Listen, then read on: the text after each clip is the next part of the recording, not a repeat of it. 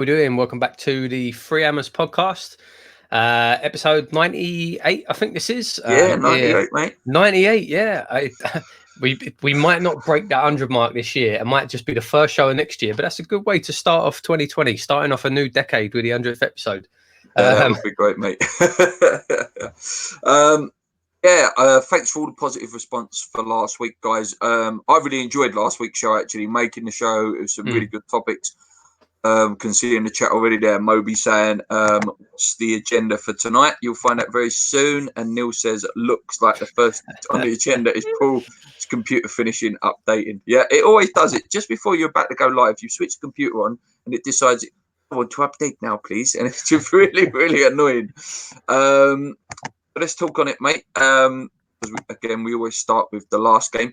Southampton did get a win.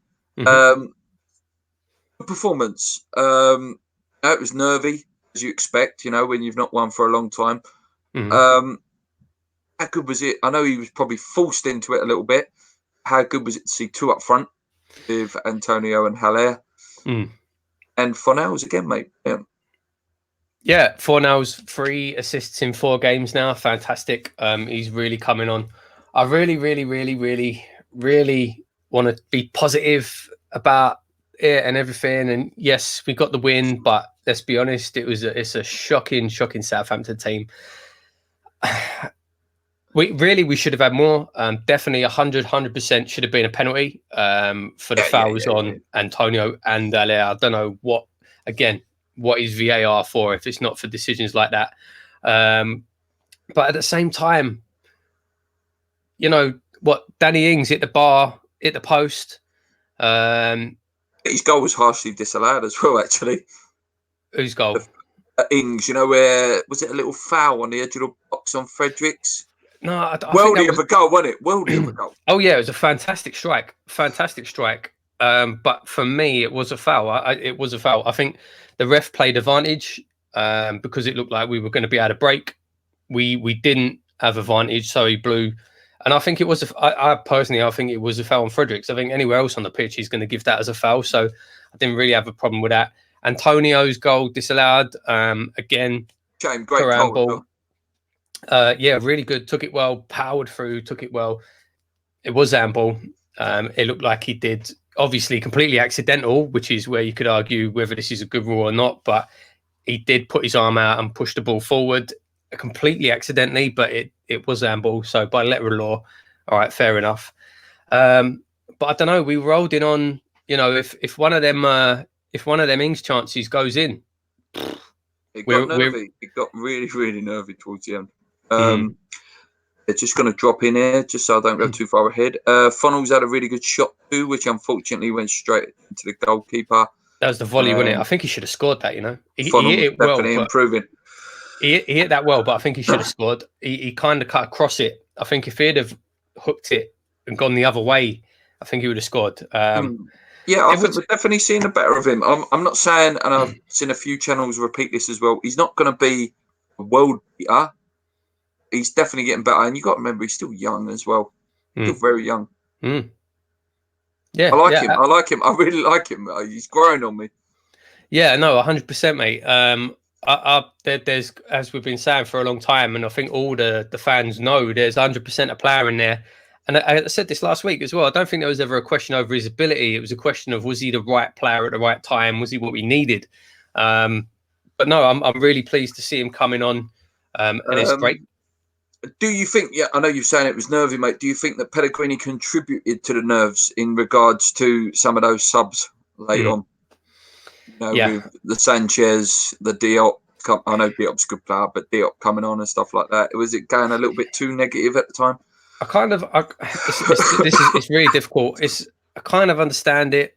I understand what he was trying to do, and we were limited by who we could bring off the bench. We clearly wanted to shore up the midfield, but the only midfielder on the bench was Sanchez, so he brought him on, and then bringing on Diop. Again, he didn't really have anybody else to bring on, so I kind of understand it. I didn't really like bringing Haller off. I think as soon as he came off, we pretty much said, right, okay, we're just going to sit on this now. So I didn't really like that substitution, but overall, we have to be positive, and you have to But it's say a win. yes. A win's a win. Yeah. It was a win, 3 points. That was Haller getting a goal pointer as well. Haller getting a goal was very important. Yeah, that was great to see. He needed that. He needed that for his Bonner been confidence. immense again. Bonner has been fantastic, to be honest, all season. Really, really has. Yeah, I think you've got to take some positives out of that. And obviously, as a result of that, mate, see the news coming out is Bill stays 3 more games now. He's put himself another 3 games. Where do you what do you say? What do you stand now? My fear is that you won't be given any money. I think the problem is transfer rumours, which we've discussed, but this 3 more games sort of thing. I think if they decided they were going to sack him, they should just sack him. Otherwise, they should just come out and say he's here to the end of the season, regardless. It's really difficult. Again, last week we were both sitting here saying he has to go, he has to go, he has to go. And then when we won, and at the full time whistle, you see him celebrating, and it made me think, well, give him a chance. But is it too little, too late? I think for me, I'm still out at the moment. I think for me, what will tell is if he goes back to being stubborn. He was forced really into playing 4-4-2 the weekend. With this Anderson injury or row, whatever it was. When he's got over himself and he puts Anderson back in, will he still stay with his 4-4-2, or will he be stubborn and keep Haller by himself? If he keeps Haller by himself, he's gone. In my opinion, we won't win any games like that. Yeah, no, I agree. But like I say, I think they need to either sack him, which clearly they're not going to sack him now. But all this 3 more games, 2 more games, 3 more games nonsense, can't stand that. They did that with Bilic, and it's just pointless. Just say if there's nobody better to come in, which clearly there ain't, otherwise they would have sacked him. But we've missed out on Ancelotti now, haven't we? So just say, right, okay, he's here till the end of the season. Clear up all this rubbish. This helps nobody. Is he going to stay? Is he going to go? Just say, right, he's here till the end of the season, and we'll assess it then. Yeah. Neil says the only thing about moving Pellegrini on 2 steps in to take over is there's too many in the wings that you would. Sorry, there is not too many in the wings that you would really want to take over. And do you think Pellegrini will stick with 4-4-2 now? That's what I just said. See, if he sticks with 4-4-2, maybe we'll start winning some games. But if he doesn't, he's stubborn, I think we could be in a bit of trouble. I do apologise. One name that was thrown in the hat, mate. Obviously, we've missed out on Ancelotti. Teta's going to Arsenal. Not that we was ever linked to him. I don't reckon Nico Kovacs fancies us. There's another couple of names. Obviously, David Moyes in the wings, but a name that I just read, literally, mate, might sort of interest you. A name that was floating about on some of the papers this afternoon. Simeone Inzaghi, obviously Italian Serie A legend of a player. Lazio, good links with West Ham, obviously Lazio because of Di Canio, and just our fans seem to really get on well. Got a 53% win record with Lazio. Could be an interesting choice, that one. Yeah, it would, mate. I actually saw him linked with us a few days ago, actually. So it's interesting now. It's in the press. Very interesting one. Like you say, he's only ever managed Lazio, hasn't he? Lazio is his first job. So 53% win ratio. Obviously, that's a fantastic statistic. Like you say, good club links. Lazio, West Ham. It's an interesting one. Kind of out of left field. It's weird. Yeah, it is. That's a weird one when I read that. Yeah, I'll be honest. I can't see it. Happening. I don't think he's someone like say he's got a good record. He's had a good record with Lazio, but he's not really proven anywhere else. I can't see the ball taking a gamble on him. Lazio still. It's going to sound really stupid here, but Lazio still a club. What did you say there, mate? Like Lazio still a club in terms of their qualify for Champions Leagues and things. They're always there and thereabouts. Let's see, Serie A. They're currently third, mate. And they're on a massive win streak. So again, you look at that. You know, I'm looking at the league table here. They are, you know, Juve are top, obviously, but Lazio, by the looks of things, they will qualify for the Champions League this year, and they are pushing the top of the table. So why would he leave Lazio to come to West Ham? Especially, it's a club where he's a legend as well. Yeah, like he's a legend at that club, and he probably lives in Rome, no doubt, and probably has lived in Rome his whole life. So yeah, why you would want to leave Lazio? Don't know. Yeah, interesting name from you. Can't remember whether we touched on this last week, so I'm just going to drop it in there. He's been opening his mouth, old Bagpuss, saying that he would love a return to West Ham. I don't know. Well, we did kind of briefly mention it last week, and I said at the time, and I still stand by it. Although it doesn't matter, it's irrelevant. It's not going to happen anyway. But I would take Harry back for 6 months. Like I say, if it got to the point if we'd have lost that Southampton game and Pellegrini had to go, and you were looking at your likes of, like I say, Moyes, Redknapp, Pardew, whoever, to come in for 6 months, I would take that. Harry to come back and be an actual permanent manager? No, definitely not. He's made a good point on his podcast last night. I was listening on the train this morning, saying that the club would probably stay away from Harry because of how we've rebuilt our relationship with Bonds now, and it would be like a bit of a stab in the back to Billy again. Yeah, if you were to welcome Harry back. Yeah. So yeah, I think we'll stay away from him. Just going into comments. So are we 2 out of 4 wins is good for us. He's spending in James. We'll talk about that in a minute. Moyes, done okay, Evan, give him a chance. I would have Moyes back again, whether it's short term or long term. I don't know. I wouldn't, you know. Again, if Moyes was coming in purely for 6 months to steady the ship, fair enough. But again, long-term management, I strongly believe you never go back. You know, I don't see the point. If he's that good, they should have kept him on the first time. Do you know what I mean? I don't believe in ever going back. And don't get me wrong, I don't dislike David Moyes at all. And I think he did a job for us. He did steady the ship. He got Arnautovic performing. He got Lanzini performing. You know, I like what he did. What he had to do. He did what he had to do. He did what he had to do. But no, I wouldn't want him. I don't think it shows any ambition. I don't think it shows any ambition. Why does 1 win mean he keeps his job, for God's sake? I agree, mate. If someone's not in the long-term plans of the club, keeping him on, you know, it's basically like you're saying you're writing off a season. Yeah. Again, and how often has that happened over the last 10 years? And we will discuss that a little bit towards the end. Something we've got as a little bit of a topic at the end. We'll touch on the next game because, like I say, we probably won't do another podcast now to the end of the year. I will be videos, but I don't think me and Paul will get a chance to get together now. Maybe the week for New Year. Maybe we might get episode 99 in. But yeah, some good news today, mate. Fabianski back, Lanzini back. Possibly not for Palace game, Lanzini, and Wilshere back in training as well. Again, could this be a sort of turning point for Pellegrini as well?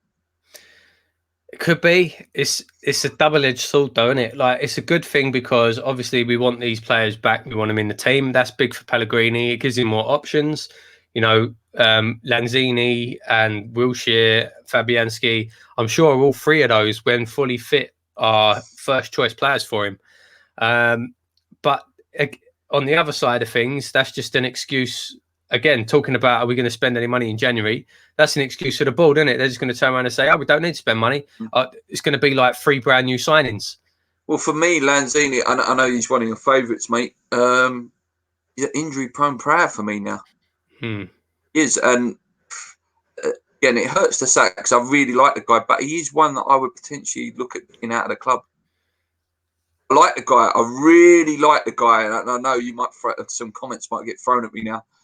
I think if he's got someone who's got a bit of a sell-on value like Lanzini, don't get me wrong, he'll probably leave West Ham and never ever get injured again. I think if you could, in the market, get potentially 35, 40 million for him. See, that's the thing. I think I would sell him. I think that's the thing, though. I don't see anyone coming in with that kind of offer now because he has had a few injuries. And I think, to be honest with you, I think his latest injuries have been due to rushing him back too early. I don't think he's had the proper recovery time. And he's one of few players that we've got that can make something happen out of nothing. No, I'm not saying I don't like him. I'm not saying I think we need that. And like I say, don't get me wrong, if someone did throw 40 million on the table, yeah, 100%, you'd have to consider it. But I can't see anyone doing that. I don't know why anyone would come in and throw that kind of money on the table. And the likes of that, Lanzini won't be missed. I'm not being funny. Before his big injury, he was probably our best player. He was going to play for Argentina with Lionel Messi. He was getting massively hyped. And now I don't agree with that. We wouldn't miss him. He needs to come back. He needs to prove his fitness. He needs to prove he can stay fit. If he can, he's a massive player for us. Massive player. Who have we got? That carries the ball from midfield to forward? I think the biggest problem with Lanzini this season, and a lot of people were slagging him off, saying he's not performing. Again, it's the manager. It's Pellegrini where he's playing him. How many times has Lanzini been playing deeper than Noble this season? He's been playing him practically in front of the defence, which hasn't helped him at all. Here's a reason not to play two up front. Can we please let Reed go? Fantastic servant for us, and I feel bad for him.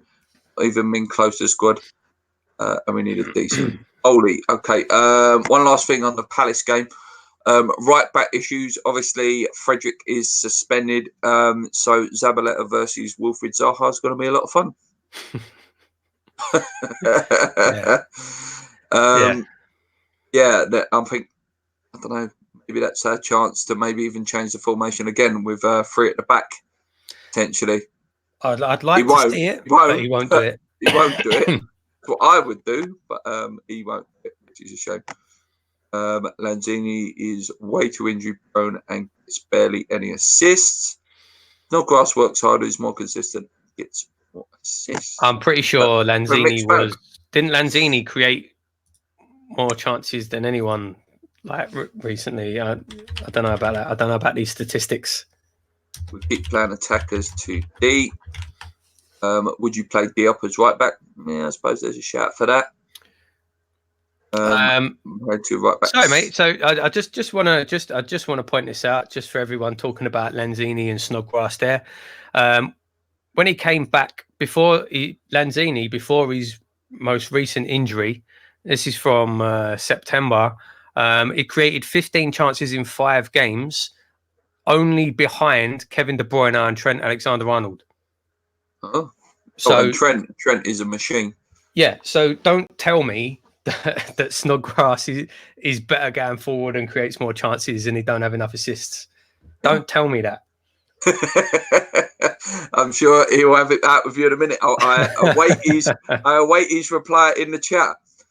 Okay, so this one apparently proved untrue now. Apparently, whether you believed it or not, Sullivan Jr. is technical director now for transfers. As soon as the article went up, it was obviously taken down. There's been a few things from West Ham channels saying about how it's not true. But what do you make of it?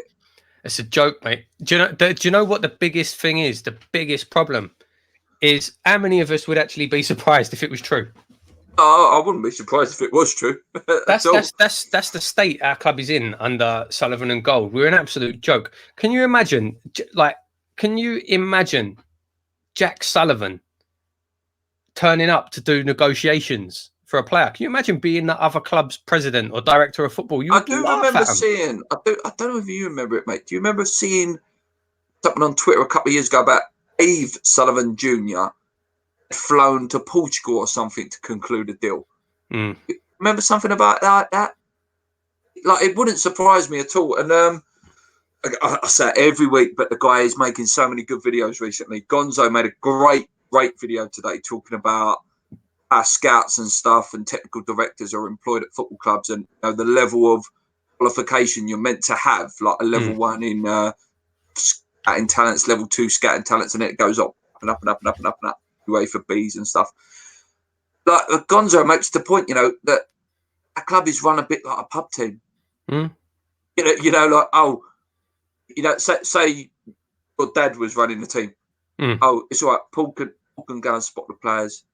Paul can go and do the players. Paul can go and talk to this one. Or your dad just sits in his office or whatever. Yeah, I know, mate. It's again. Who would be surprised? Who would be surprised? It's a joke, and it might not be true. It wouldn't surprise any of us if it is true, but it just shows the state of the club under them. It's ridiculous. Yeah, no, and if it is true, if there is any truth in it, it just totally undermines Pellegrini, undermines Husilios. Yeah. I don't think there's any smoke without fire with this one, though. I know there's been a lot of denial of it. But, yeah, there's also a lot of rumours, that Jack had a little bit to do with Diop, identifying Diop, I think it was. Modibo Maiga, all players. Weird one, really weird one. I think it's been discussed a lot this week on other channels, so I won't go too much into it. Transfer rumours. I'm parroting X a bit here because obviously that's where most of the rumours do come from. Right back is high on the wish list. Aarons from Norwich and a guy called Maquillas or something like that. I think he used to play for Newcastle. What's his name? Mankilo or something? Yeah, Mankilo. I think that's how you pronounce it. Yeah, so I think a right back is needed, even if whether you fancy Fredericks or not. Obviously, someone has to replace Zabaleta at some point. Yeah, I do like Ben Johnson. I like him. Yeah, I don't think we'll do anything in January. To be honest, wouldn't be surprised. I would not be surprised if we don't sign anyone. We know Pellegrini don't like loans, and talking of loans, obviously Luka Jovic. Not going to happen. Not going to happen. Apparently, we have inquired though. Yeah, apparently we have, mate. Yeah, and we nearly signed Neymar as well. It's anything. So Claret and you, anything that comes out of that is propaganda from the club. Oh yeah, of course we asked after. We might as well have asked for Lionel Messi and like. Modric. Yeah, exactly. Yeah. Oh yeah, send us Modric as well, will you? No, ridiculous. But we know that Pellegrini don't like loans. So I don't think we'll loan anybody. I don't think we'll spend any money. Why would they back a manager and buy players when he's probably going to be gone in 6 months anyway? I wouldn't get rumours were obviously Victor Wanyama comes up all the time. Definitely a sort of player we need. Big, strong defensive midfielder. There's that guy from Inc. I think it was. I cannot remember his name. Unit of a geezer. I think he's about 6'6". The other one as well that came out today was Fee and Dunk. Again, we ain't going to spend the money to get Lewis Dunk in. And England, he's played for England. I'd like to see him there, but I don't think we need a centre back. We ain't going to spend that sort of money. Wait. No, and that's the thing. Any of the positions we need, we're not going to spend the money that we need to get the right players. What's the point in spending? I don't know what are we going to spend on a fullback? 5 million, 6 million. What's the point? We might as well just stick with Fredericks. We're not going to go and lump 25, 30 million down on a proper box to box defensive midfielder. No, do you know what? Someone made a really good point actually in regards to the players that we sign. So we're saying there's a difference between a central defensive midfielder and a box to box midfielder. A typical West Ham scenario would be, let's look what CDMs are about. Go and sign Danny Drinkwater. He's a CDM. That's not what we need. It's not what we need. We need we sign someone like the Army or whatever. Yeah. Or even Kiati to a certain extent. Mm. That's what my fear is. You know, like when they say we need a striker. Yeah, we do need a striker. But there's no point going out and buying Giroud. Mm. That's not what we need. We need someone who can run in behind. Like we need a Jermaine Defoe. Do you know what I mean? 100%, mate. And but again, under this board, it wouldn't surprise me if they did sign Giroud. It'll be a lazy signing. Yeah, don't get me wrong. I quite like Giroud. I think he's a good player. But like you say, he's not what we need. We've already got a big lump who just stands around up front. Like we need someone dynamic. What we need is Antonio with technique. Do you know a player who keeps getting tatted? Okay, never ever going to sign him now. We missed the boat with him. We need like an Adama Traore. Mm. Do you know what I mean? He is Antonio with technique. Is he though? Is he? He's looking better every game I've seen him. Every game I've seen him, he's looking better now. I think he's just another Antonio, to be honest. But he's younger and built like a heavyweight boxer. Yeah. So I don't know. We'll see on Traore. We'll see. But he's looking better though. No, honestly though, like when he played against us, he looked really good technically as well. Getting better. If Antonio had technique, he'd be worth 100 million. That's what they said on the show the other day. It was like if he had technique, he would be absolute like world class. But yeah, that's what we need, and there's not many players like that out there. No, there ain't, mate. There ain't, and that's the problem. And like you say, if there's one with technique, we can't afford him anyway. Let's drop in the comments here. So everything on the cheap. I can't work out where all the money is going. Yeah. Jack swapping his paninis. We ain't got no money. They need their 40 million yet, and there's obviously that argument as well. I agree that there'll be no signings in the January window, and that is Sander Berge. I'm not sure whether you've read that one, Paul. Yeah, and on that, you were saying about Clarent and Hugh propaganda, mate. As much as they're in transfer rumours out, this headline was on there as well this week. No money, struggling to sell. Struggling to get rid of Jetty, Carlos Sanchez, for example. Things like that wind me up as well. Obviously, why would anyone pay money for the likes of Carlos Sanchez or Roberto or whoever else we're trying to sell, Wilshere? Why would people pay money for them? We didn't pay money for them. Why are we expecting other people to? Ajeti winds me up. Like what we signed him. Like this lad's only a year older than Grady Diangana. He's still young. He's still a kid coming to a new league. I don't know why he's not. I don't know whether he is or not, but I don't know why he's not playing in the under-23s then. I don't know. I don't know. I really don't know, and I don't think it's fair because he hasn't been given a chance. It wouldn't surprise me to see him shipped on in January. And I reckon we'll probably be able to get close to our money back for him. And it really wouldn't surprise me to see him go somewhere and score goals. It really wouldn't. But look at the guy. You said it the other week, mate, in our chat. Look at Lucas Perez. Yeah, he's doing wonderful things, isn't he? But Alaves. Yeah. And how many times have we seen that? How many times have we seen even Jonathan Caleri after he left West Ham was scoring goals? Yeah. Do you know what I mean? Scored an hat-trick. Real Madrid, didn't he? Yeah. So, I don't know. We've just got something about making good players bad. I don't know what it is. I don't know, mate. But yeah, I don't know. Like I said, I don't hold your hopes too high, guys. Do you know what I mean? We may see Grady Diangana come back. I personally would like to see him stay out, to be honest, for a year. I think he's doing some stuff. And he got injured, I think, the other day, didn't he? He did come off. Yeah, I don't know how bad it was, but he did come off. Yeah. Okay, so let's drop in the comments again. No better than Antonio. I assume that's Adama Traore. Is the wages gone? We are saving it. It's true.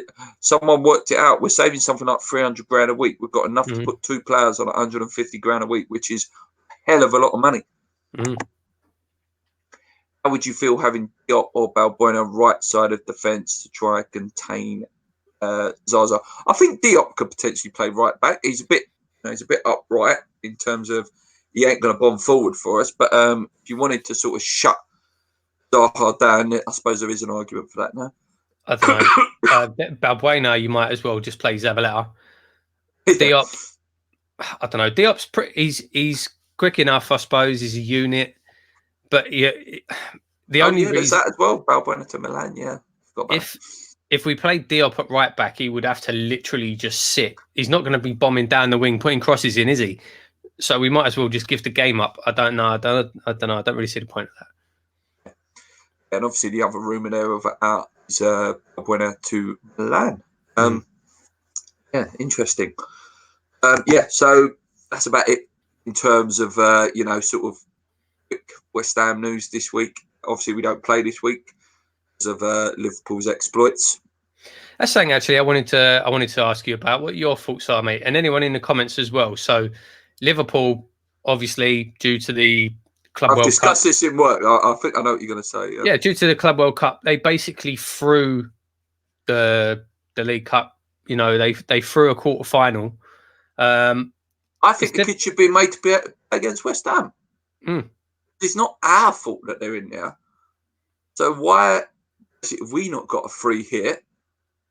Youth team. Their youth team probably beat us, but but imagine if you were any of the other teams in that quarter final, you'd be thinking, if only we'd have got drawn against Liverpool, because it was basically a free pass into the semis. It makes a joke out of the competition. If they were gonna say that they should have either just basically postponed that game. They should have said, right, we'll play it at another time, because it just makes the competition a bit of a joke. And I know we all know that the big clubs don't take it seriously anyway. If they're not going to take it seriously, why even have them in it? Let them say, listen, we don't want to be in it this year, and let them drop out. Or just, to be honest with you, if it was me, I'd just get rid of it. I'd get rid of the League Cup and just have the FA Cup. There's rumours that it is going to go, mate, as well. They've read that. They reckon it may go within the next 2 to 3 years. Obviously, the size of Champions League is going to get bigger as well. What about on my point then, in terms of the West Ham? I think it is a bit wrong that they can just sort of go. I can understand if it was a Champions League game, it would get moved to a Sunday. The fact that apparently it's got moved to February now on a Monday night, they will have their full strength side back. Is that a bit wrong towards West Ham? That we're biased, but I'm just putting it out there as I don't know. To be honest, I don't think it's wrong against West Ham, because I think everyone should field their strongest team in every game. I think it's wrong against the other teams in the League Cup. I think it's wrong against everyone else in that competition. Think of all the teams that Liverpool beat on the way to the quarterfinals. They must be sitting there thinking, well, what was the point? You know what I mean? Yeah. So I think, I don't really think it's unfair on West Ham, because, teams should play their strongest team. But I think it's unfair on everyone else, all the other teams in that competition. I think it's unfair on. I can understand why they did it. I did see one of the comments there talking about the World Club Cup, more money, 100%. Of course it is. And that's why they've prioritised it. It's an advertising campaign, isn't it? Yeah, 100%. It's an advertising campaign. That's why they've prioritised it. And obviously, it's all about the money. They're chasing the money. And it's a requirement by FIFA for them to enter it. I don't know. I think it's all a bit of a farce, really, to be honest. Okay, so a couple more topics. We're only going to go for about another sort of 15 minutes. Some good things to discuss now. Just only because this is potentially our last show of the year. Hammer of decade, and then we're going to do West Ham moment of decade. So you guys, your things in the chat, and we'll discuss. Hopefully that will spark our memories off as well. So hammer of the decade, mate. There's only one answer, really. It can only be Mark Noble for me. Really? Yeah. It depends what you're classifying it on. Are you talking about the hammer of the decade, the person who is for the decade, or are you talking about the best player of the decade? What is the criteria? Because if it's the best player, then it's Dimitri Payet. But if it's hammer of the decade, Payet doesn't even deserve to be in that. Oh no. It's Mark Noble. It's Mark Noble. I don't know who else you could tell me it is. Tell me, who do you think it is? I don't know, mate. I suppose if you're saying who is in there thick and thin, it's him, isn't it? I don't see how it could be anybody else. I really don't. I could even maybe have an argument for Nolan. Or for what he did as captain, but if you look back at hammers of the years as well over the last decade, like you say, mate, none of them have the right to have hammer of the decade. Like Arnie, no, Fabianski, he's done well. You'd say for me, obviously, it's I don't see how you can say it's not noble. It has to be noble. You could have an argument for the likes of Nolan and Parker, for what they did, captaining the club. Obviously, Parker, hammer of the year. Like Reed as well. Winston Reed, yeah, absolutely. Obviously, been injured, but Ginge. They're the sort of players. 100% agree, mate. They're the sort of players. If you're going to say hammer of the decade, it's got to be one of those boys. And for me, I don't see how it can be anyone else apart from Mark Noble. I really don't. No, he's not the best player. He's not, but he is hammer of the decade. He is. That's it. If you want to talk about the most talented player, the best player, it's a different conversation. Yeah, okay. All right. Yeah. So then we've agreed Mark Noble. I'm just going to drop in the chat, see what people are saying. Not much to choose from. Last day at the Upton Park. Obviously, we'll discuss that in a minute. Who's how much we've had here? Yeah. Okay. Yeah. So yeah. All right then. Best player of the decade then. Obviously, me. Without Dimmy in the conversation, who else is in there for you? What for most talented? Yeah. Well, Arnie's in there. Arnie would be in there. Yeah. Arnie would be in there. Do you know what? It is difficult. How many mercurial players have we had this decade? It hasn't been that many.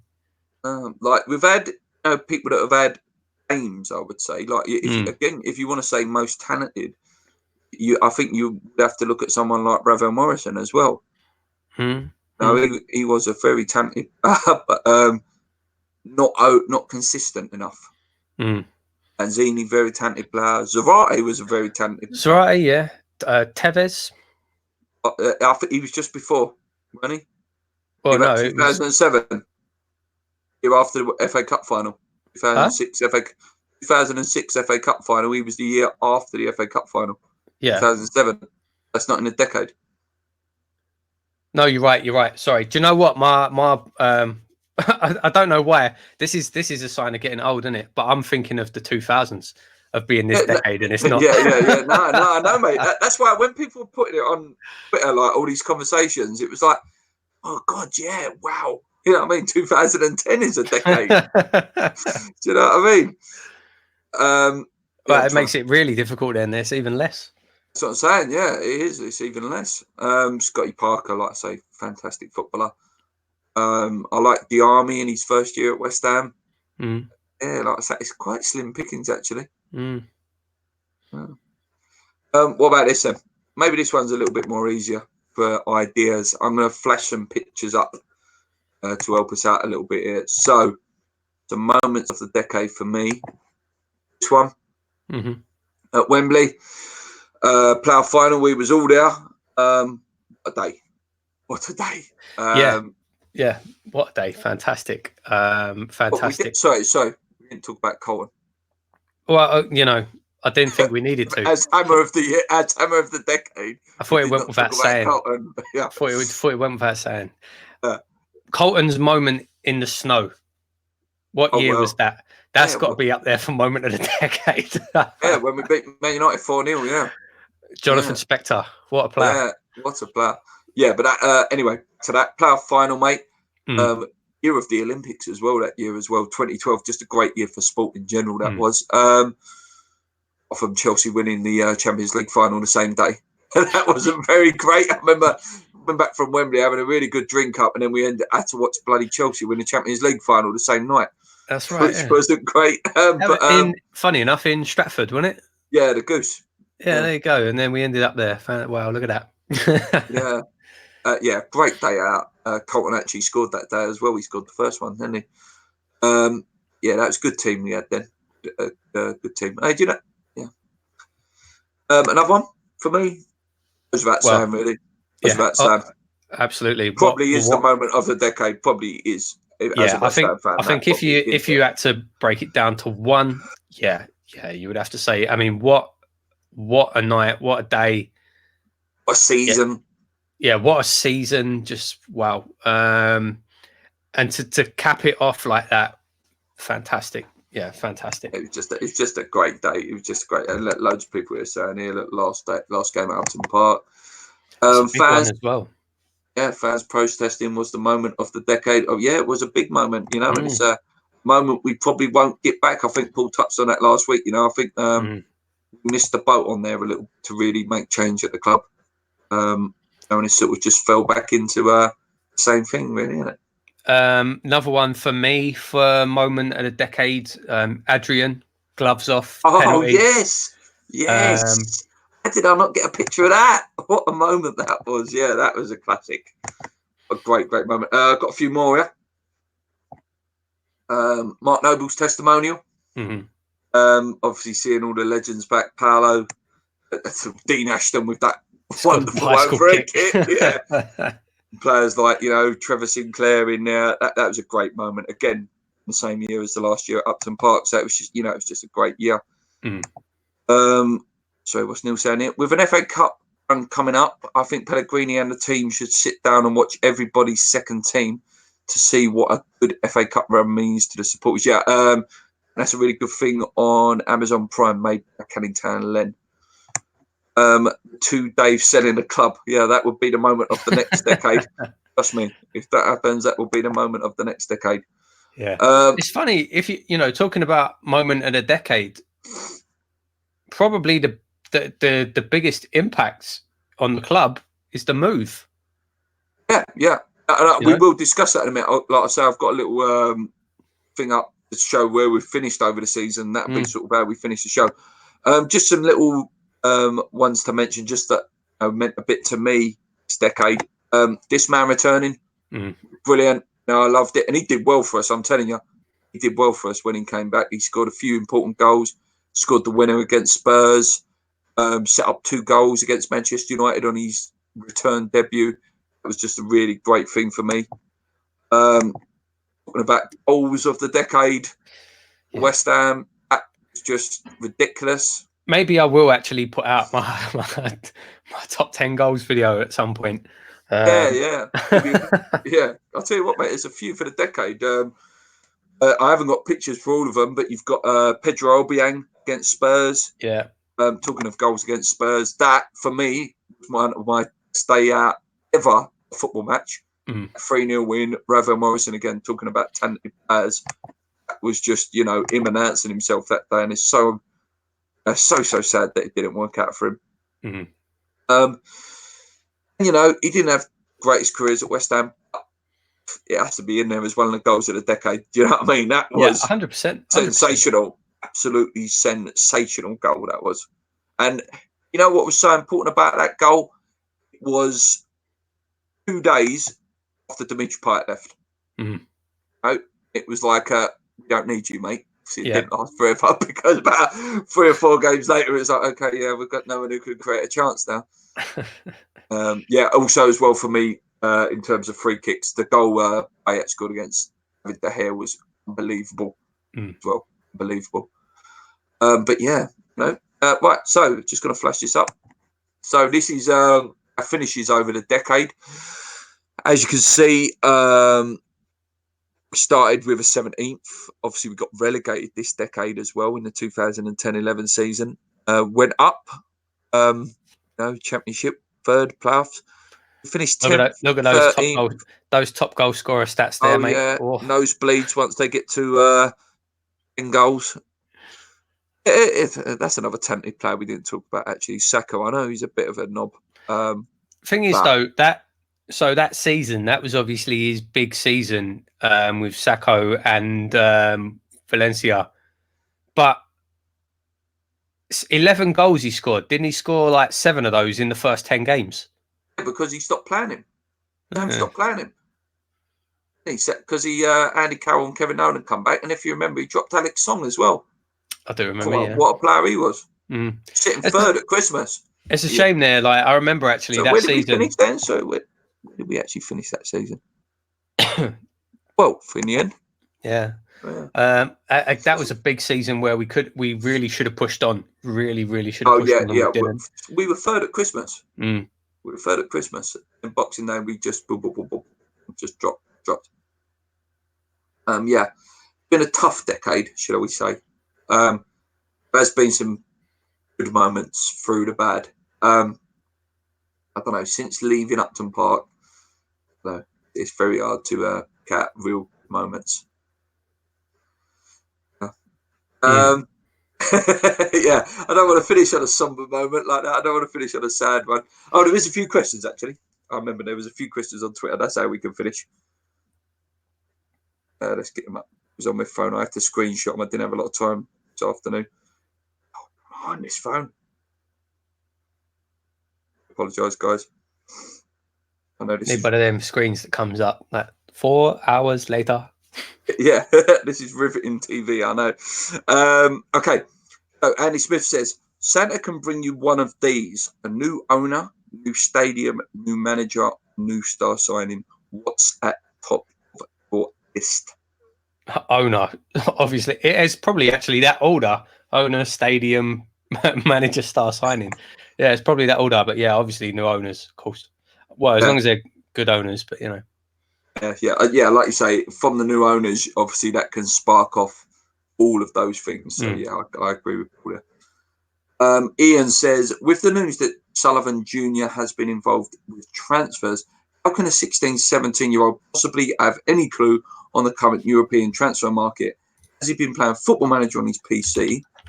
Do you think this just shows how amateurish we are as a club? Yeah, and we sort of touched on that, didn't we, earlier? Like it just screams of amateuristic. Well, this is not a Premier League football club. No, 100%. Well, it's not run like one anyway. 100%. We don't know if it's true, but as I say, the sad thing is none of us would be surprised in the slightest if it is true, because it's exactly what you come to expect from this board, which is a joke, and the club is run like a joke. Circus, as I say. Seth Hammer says, do you think Funnels will finally put it into West Ham? What his chances, because he does look like he's a decent possibility. So yeah, I've got to say he's growing on me. I actually enjoy watching him play now. At first I was a bit like he's a bit lightweight. He doesn't really look like he's not offering penetrative balls. But yeah, for me, he's starting to show a little bit of class now. Yeah, he is 100%. You know, foreign player coming into the league is a young lad. It's going to take time, and he's starting to show that now. He's starting to step up. He's one of the few players in the last sort of 4 games consistently been given effort. You know, he hasn't really. A lot of the times in the last few weeks, I've seen the players give up, and I haven't seen that from him. He's kept going.